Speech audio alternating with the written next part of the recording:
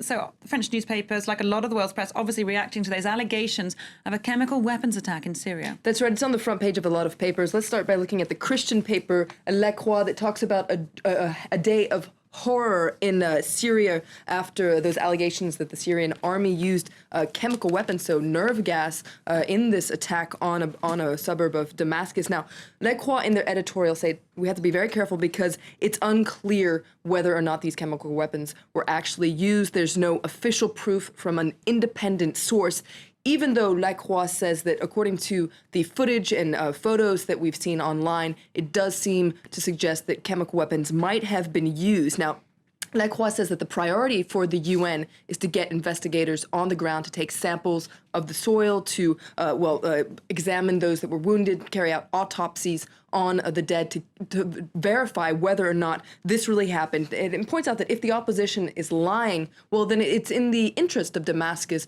to get these investigators on the ground. And if the opposition is telling the truth, well, La Croix says a red line has been crossed. This could be a turning point in the Syrian civil war. Okay, as you've stressed, Florence, for the moment, no independent proof whatsoever, just claims here. Le Monde, the French newspaper, has interviewed a specialist on this matter for his opinion. That's right. His name is Olivier Lepic, and he also says there's no independent proof here, but he looked at that footage and those photos and said, yes, these are symptoms of chemical weapons. Now, he says you can tell because there are no physical wounds. People are, their muscles are contracted, they're foaming at the mouth. Now, this could be any neurotoxic gas, but it's most likely sarin gas, according to him, because that's the main weapon in Syria's chemical arsenal. Now, a UN team is already on the ground in Syria to investigate other allegations of use of chemical weapons, and they could indeed investigate this one if their mandate is extended. But he points out that that is really unlikely because it seems like the UN can't really get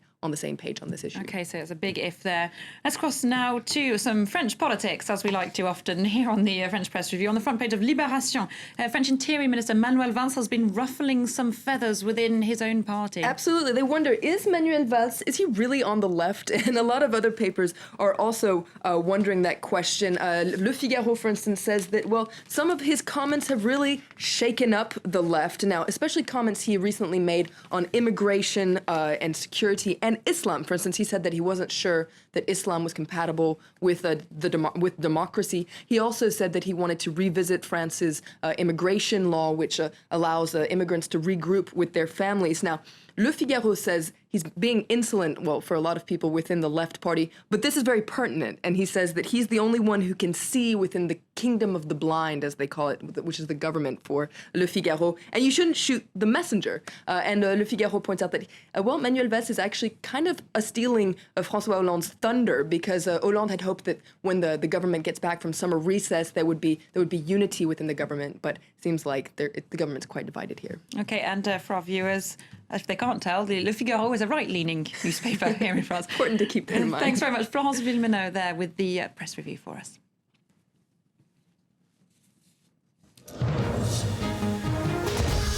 Okay, that wraps it up for now here on Live from Paris, but do stay tuned. The latest news coming up for us very soon.